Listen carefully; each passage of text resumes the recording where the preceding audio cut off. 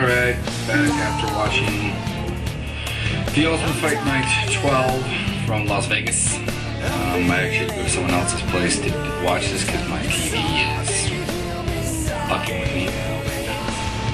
So it gets the big finger. Anyway, 63 this card.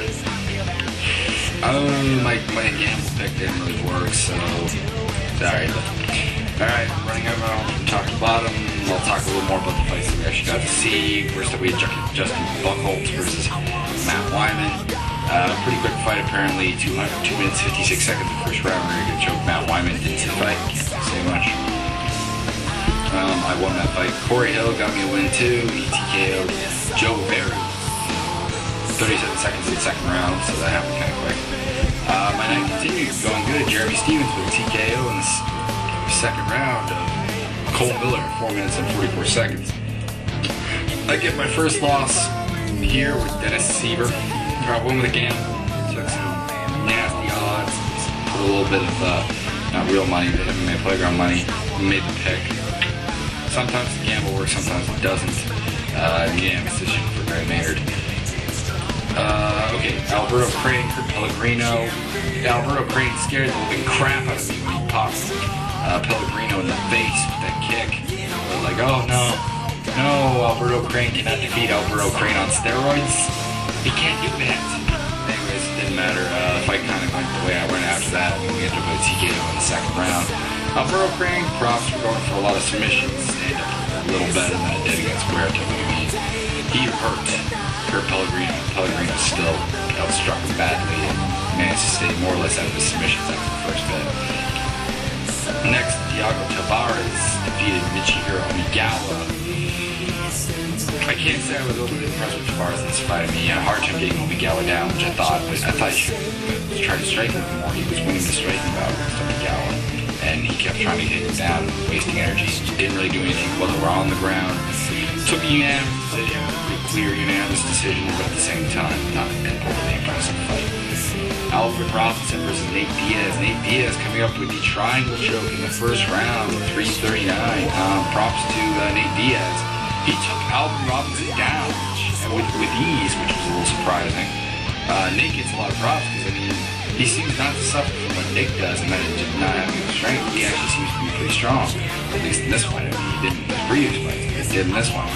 So, big things from Nate Diaz maybe in the future. I mean, we know he has good hands. We know he has great subs. He appears to have picked up some actual wrestling and like strength now, which is good. Next, we have Forte knocking out, TKO. Drew McFedries in the first round, 1 minute 44 seconds. He got rocked by McFedries and he came back at him. Put him down. He said he hit the camera afterwards, which was pretty cool at the same time. I don't know what that was directed to. But good for Patrick. Good for the below Canadian on the card.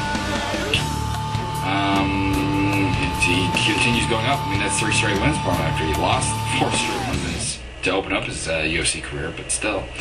Mike Swick, Josh Berkman, pretty boring fight. Berkman and Swick both seem to push each other up against the cage. Berkman did unleash a Karate Kid style kick.